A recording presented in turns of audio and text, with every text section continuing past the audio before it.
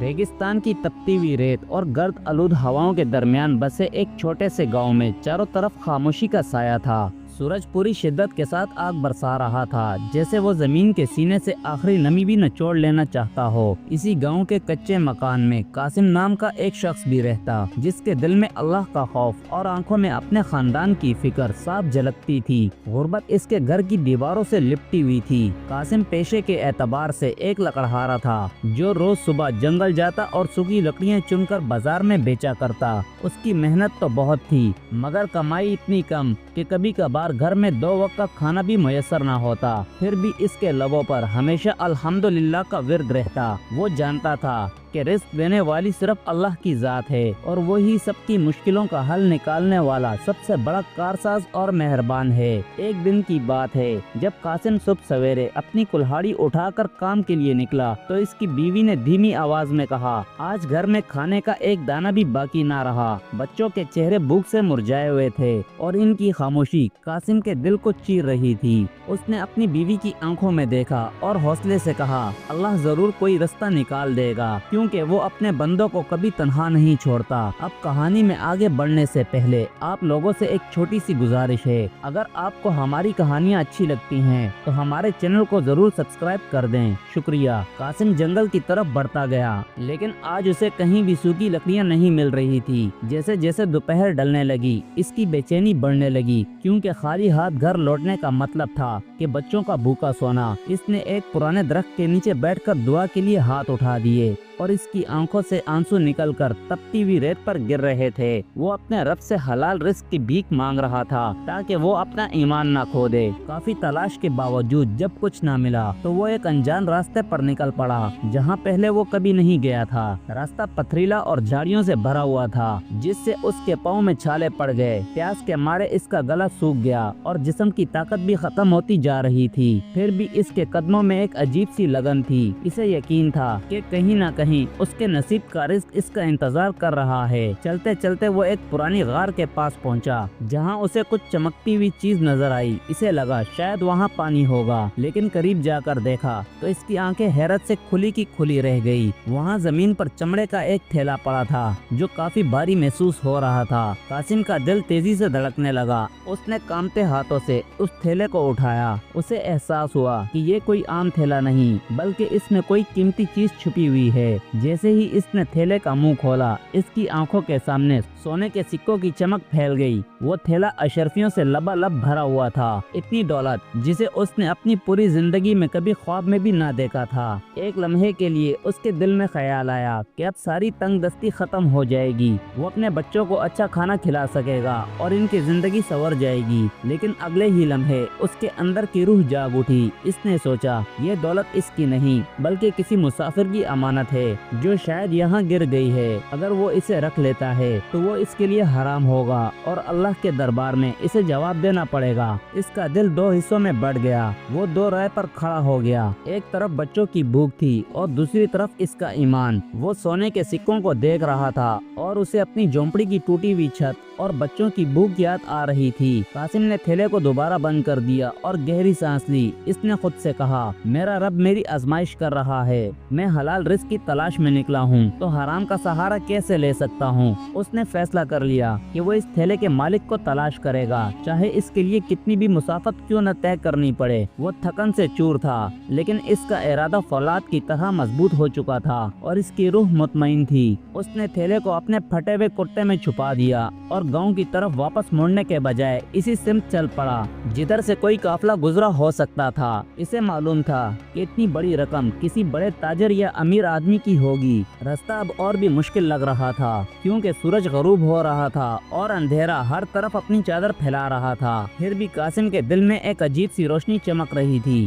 راستے میں اسے ایک بوڑھا مسافر ملا جو پریشان حال دکھائی دے رہا تھا۔ وہ زمین پر بیٹھا رو رہا تھا اور اپنی قسمت کو کوس رہا تھا۔ قاسم اس کے پاس گیا اور نرمی سے اس کی پریشانی کی وجہ پوچھی۔ اس بوڑھے آدمی نے بتایا کہ اس نے اپنی پوری زندگی کی جمع پونجی ایک تھیلے میں رکھی تھی جو کہیں کھو گئی ہے۔ قاسم کا دل دھڑک اٹھا، کیا یہ وہی شخص ہے جس کا یہ قیمتی خزانہ ہے؟ قاسم نے بوڑھے کی آنکھوں میں غور سے دیکھا، جن میں گہرا دکھ اور بے بسی صاف جھلک رہی تھی۔ وہ چاہتا تو خاموشی سے وہاں سے جا سکتا تھا اور کوئی بھی اسے کبھی پکڑ نہ پاتا، لیکن اللہ کی حضوری کا احساس اسے چین نہیں لینے دے رہا تھا۔ اس نے اپنے کرتے کے اندر ہاتھ ڈالا اور آہستہ سے وہ تھیلا باہر نکالا۔ جیسے ہی قاسم نے وہ تھیلا بوڑھے مسافر کی طرف بڑھایا، اس شخص کی آنکھوں میں چمک لوٹ آئی۔ اس نے جھپٹ کر تھیلا چھین لیا اور پاگلوں کی طرح سکے گننے لگا۔ قاسم ایک طرف کھڑا خاموشی سے اسے دیکھتا رہا۔ اسے امید تھی کہ شاید یہ شخص خوشی میں اسے کچھ انعام دے دے تاکہ وہ اپنے گھر کے لیے آٹا خرید سکے، لیکن وہ بوڑھا تو لالچ کی جیتی جاگتی تصویر بن چکا تھا۔ وہ صرف گننے میں ہی مصروف تھا۔ جب اس نے سارے سکے گن لیے تو اس کی نیت اچانک بدل گئی۔ اس نے قاسم کی طرف شک بری نظروں سے دیکھا اور چیخ کر کہا،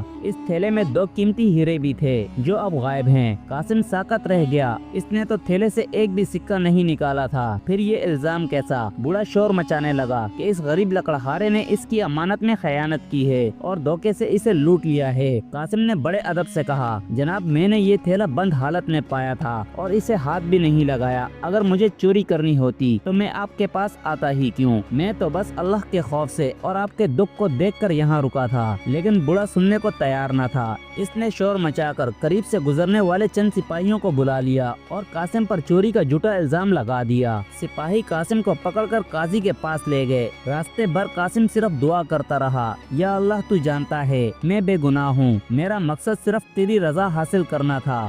گاؤں والے اور راستے میں کھڑے لوگ قاسم کو نفرت کی نگاہ سے دیکھ رہے تھے۔ ایک نیک انسان کے لیے اس سے بڑی سزا اور کیا ہو سکتی ہے؟ کیسے سرے عام بے ایمان کہا جائے؟ اس کا دل بیٹھا جا رہا تھا اور بچوں کا خیال اسے بے چین کر رہا تھا۔ وہ دربار میں پہنچے تو بوڑھا مسافر رو رو کر قاضی سے جھوٹ بولنے لگا۔ اس نے کہا، یہ لکڑہارا بہت چالاک ہے، اس نے میری امانت میں خیانت کی ہے۔ وہ کہنے لگا، اس نے میرا تھیلا تو لوٹا دیا تاکہ نیک بن سکے، مگر میرے خاندانی ہیرے چرا لیے۔ قاضی ایک عقل مند اور خدا پرست انسان تھے۔ انہوں نے قاسم کے خستہ حالت کو دیکھا اور پھر اس کی آنکھوں میں جھانکا۔ انہیں اس غریب کے چہرے پر چوروں والی کوئی علامت نظر نہ آئی، بلکہ وہاں ایک عجیب سا سکون تھا۔ قاضی نے قاسم سے پوچھا، کیا وہ اپنی صفائی میں کچھ کہنا چاہتا ہے؟ تو قاسم نے کانپتی آواز میں ساری حقیقت بیان کر دی۔ اس نے بتایا کہ وہ کس طرح غربت میں دن گزار رہا ہے اور کیسے اسے یہ تھیلا غار کے پاس ملا۔ اس نے کہا، اگر وہ چور ہوتا تو گھر جا کر چین کی نیند سوتا، نہ کہ اس بوڑھے کی تلاش میں در بدر بھٹکتا۔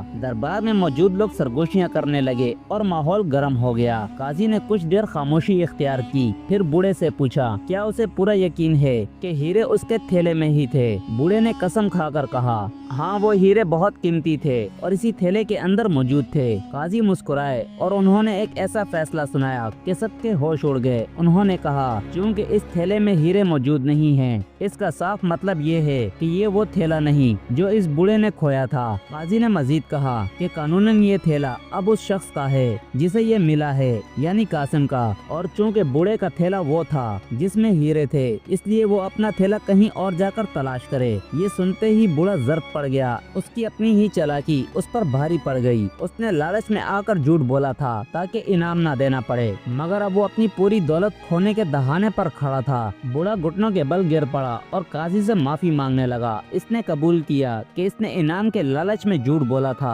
اور تھیلے میں کوئی ہیرے تھے ہی نہیں۔ لیکن قاضی سخت تھے۔ انہوں نے کہا، جو انسان اپنی امانت لوٹانے والے پر ہی کیچڑ اچھالے وہ رحم کا حقدار نہیں۔ قاضی نے پورا تھیلا قاسم کے حوالے کر دیا اور کہا، یہ تمہاری ایمانداری کا اللہ کی طرف سے دیا گیا انعام ہے۔ قاسم کے ہاتھ کانپ رہے تھے۔ اس نے اشرفیوں سے بھرے تھیلے کو دیکھا، پھر آسمان کی طرف دیکھ کر رونے لگا، مگر آنسو غم کے نہیں بلکہ شکر کے تھے۔ اسے یقین نہیں آ رہا تھا جس غربت سے وہ لڑ رہا تھا وہ ایک ہی لمحے میں ختم ہو جائے گی۔ اس نے قاضی کا شکریہ ادا کیا، مگر اس کے دل میں ایک بات کھٹک رہی تھی، کیا یہ دولت واقعی اس کے لیے حلال ہے جبکہ یہ کسی اور کی محنت کی کمائی تھی؟ وہ تھیلا اٹھا کر دربار سے باہر نکلا۔ بوڑھا مسافر ابھی بھی باہر بیٹھا رو رہا تھا۔ اب وہ واقعی کنگال ہو چکا تھا۔ قاسم اس کے پاس گیا۔ لوگ یہ دیکھ رہے تھے کہ اب یہ لکڑہارا کیا کرے گا، کیا وہ اس شخص کو معاف کر پائے گا جس نے اسے سرعام ذلیل کیا تھا۔ قاسم نے تھیلے میں سے کچھ سکے نکالے اور بوڑھے کے ہاتھ میں رکھ دیے۔ بوڑھے کی آنکھوں میں حیرت بھر گئی۔ قاسم نے اس سے کہا، اللہ نے مجھے معاف کرنا سکھایا ہے۔ میں یہ دولت اپنے پاس نہیں رکھوں گا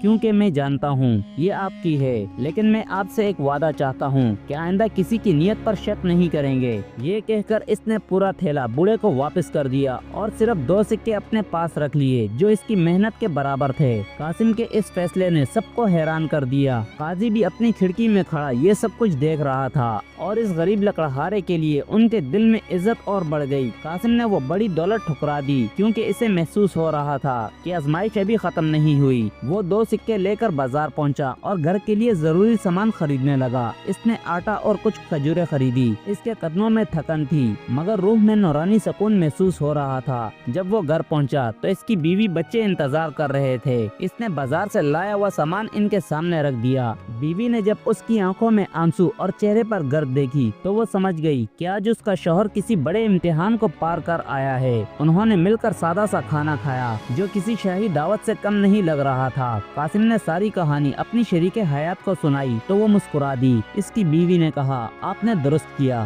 حرام دولت سے بھرا ہوا پیٹ کبھی سکون کی نیند نہیں دیتا۔ ہمیں تھوڑے پر گزارا کرنا منظور ہے مگر اللہ کو ناراض کرنا منظور نہیں۔ اس رات قاسم بہت سکون سے سویا لیکن آدھی رات کو اس کے دروازے پر رونے کی آواز سنائی دی۔ وہ اٹھا تو دیکھا کھڑکی کے باہر وہی بوڑھا مسافر کھڑا تھا جسے اس نے سارا خزانہ لوٹا دیا تھا۔ وہ بہت بے حال لگ رہا تھا۔ قاسم نے دروازہ کھولا اور اسے اندر بلا لیا۔ بوڑھا اس کے قدموں میں گر پڑا اور پھوٹ پھوٹ کر رونے لگا۔ اس نے کہا، بیٹا میں نے پوری زندگی دولت جمع کی مگر انسانیت کو نہ سمجھا۔ تمہاری ایمانداری نے میری روح کو جھنجھوڑ کر رکھ دیا۔ میں اس دولت کا کیا کروں گا جب میرے پاس اس کو بانٹنے کے لیے کوئی نیک دل انسان ہی نہ ہو۔ وہ بوڑھا دراصل ایک بہت بڑا سوداگر تھا جس کا کوئی وارث نہ تھا۔ سوداگر نے بتایا کہ اس نے جان بوجھ کر ہیرو کی جھوٹی کہانی گڑھی تاکہ وہ قاسم کی ایمانداری کو آخری حد تک آزما سکے۔ وہ یہ دیکھنا چاہتا تھا کیا کوئی انسان واقعی اتنا نیک ہو سکتا ہے جو سب کچھ لٹانے کے بعد بھی صبر کرے۔ اس نے کہا، قاضی بھی اس کھیل میں میرے ساتھ تھے کیونکہ وہ میرے پرانے دوست ہیں۔ قاسم دنگ رہ گیا۔ وہ تو اسے ایک محض اتفاق سمجھ رہا تھا مگر یہ تو ایک سوچی سمجھی سازش تھی۔ سوداگر نے اپنی چادر سے ایک صندوق نکالا اور میز پر رکھ دیا۔ اس نے کہا کہ یہ اس کی طرف سے قاسم کے بچوں کے لیے ایک چھوٹا سا تحفہ ہے۔ قاسم نے انکار کیا مگر سوداگر نے اللہ کی قسم دے کر اسے قبول کرنے پر مجبور کر دیا۔ سوداگر نے کہا، رزق کے کئی راستے ہوتے ہیں اور اللہ کبھی کبھی انسانوں کے ذریعے اپنا کرم بیچتا ہے۔ قاسم نے صندوق کھولا تو اس میں قیمتی موتیوں کی ایک مالا تھی۔ سوداگر چلا گیا مگر وہ مالا چھوڑ گیا۔ قاسم نے سوچا کہ کل وہ بازار میں بیچ کر ایک چھوٹی سی زمین خریدے گا تاکہ کھیتی باڑی کر سکے کیونکہ لکڑیاں کاٹنا اب اس کی عمر کے حساب سے مشکل ہوتا جا رہا تھا۔ وہ صبح کا انتظار کرنے لگا مگر جیسے ہی سورج کی پہلی کرن پھوٹی گاؤں میں ایک منادی سنائی دی۔ شہر کے سلطان کا اعلان تھا کہ وہ ایک ایماندار وزیر کی تلاش میں ہے۔ سلطان نے شرط رکھی تھی جو شخص سب سے کڑا امتحان پاس کرے گا وہی دربار میں سب سے خاص عہدیدار بنے گا۔ قاسم کا دل نہیں چاہ رہا تھا مگر گاؤں والوں نے اسے ابھار کیا کہ اس کی ایمانداری کے قصے تو اب گھر گھر میں مشہور ہو چکے ہیں۔ قاسم نے سوچا کہ شاید یہ بھی اللہ کی طرف سے کوئی اشارہ ہو۔ وہ اپنی کلہاڑی اور وہی موتیوں کی مالا لے کر سلطان کے محل کی طرف چل پڑا۔ محل کا راستہ لمبا اور دشوار تھا۔ راستے میں اسے ایک زخمی پرندہ ملا جو تڑپ رہا تھا۔ قاسم نے اپنا پانی اسے پلایا اور اس کی مرہم پٹی کی۔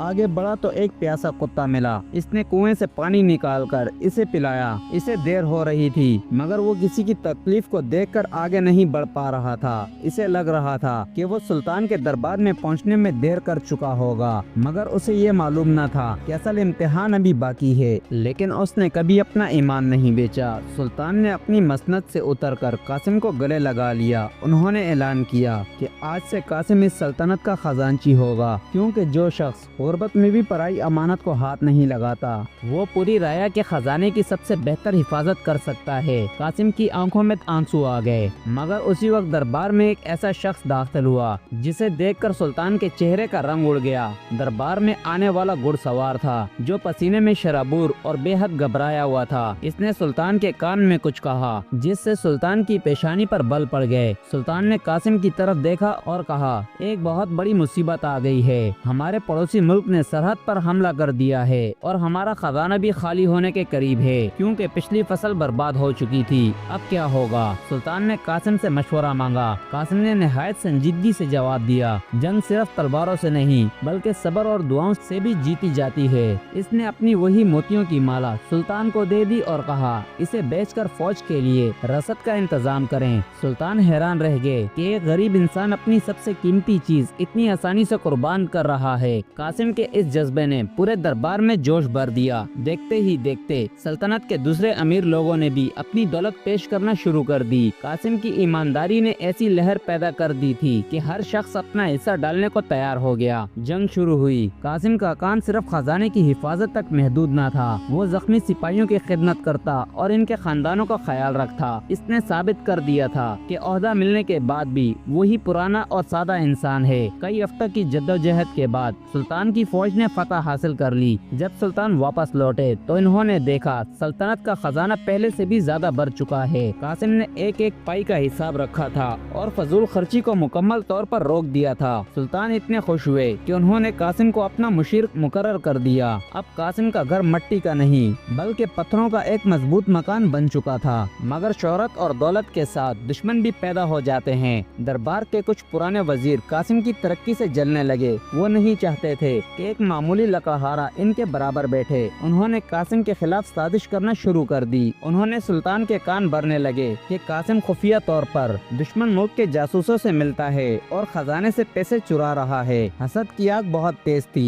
सुल्तान को पहले यकीन न आया, मगर वजीरों ने कुछ झूठे गवाहों और जाली दस्तावेज तैयार कर ली। एक दिन सुल्तान ने अचानक कासिम के घर की तलाशी का हुक्म दे दिया। कासिम हैरान हुआ, मगर उसने खुश दिली से अपने घर का दरवाजा खोला। वजीरों ने एक संदूक की तरफ इशारा किया जो कासिम के कमरे में कोने में रखा हुआ था। उन्होंने कहा, इसी में चोरी का माल छुपा हुआ है। जब संदूक खोला गया तो इसमें से न सोने के सिक्के निकले और न ही हीरे, सिर्फ एक पुरानी फटी चादर और एक कुल्हाड़ी और 2-3 तांबे के सिक्के निकले। सुल्तान ने पूछा, ये सब क्या है? कासिम ने सर झुकाकर कहा, ये मेरी असल हकीकत है। मैं रोज सुबह कुल्हाड़े को देखता हूँ ताकि मुझे याद रहे मैं कहाँ से आया हूँ, और ये 2 सिक्के वही हैं जो मैंने अपनी ईमानदारी की कमाई से बचाए थे। सुल्तान की आंखों में शर्मिंदगी के आंसू आ गए। उन्होंने वजीरों को फौरन कैद में डालने का हुक्म दे दिया जिन्होंने एक नेक इंसान पर बहतान लगाए। सुल्तान ने कासिम से माफी मांगी और कहा, तुम्हारी सादगी ही तुम्हारी सबसे बड़ी ढाल है। कासिम मुस्कुराकर बोला, सुल्तान, इल्जाम तो हमेशा नेक लोगों पर ही लगते हैं ताकि उनके सब्र का फल और भी ज्यादा मीठा हो सके। माहौल एक बार फिर खुशगवार हो गया। अब कासिम का नाम पूरी सल्तनत में अदब और एहतराम से लिया जाता था।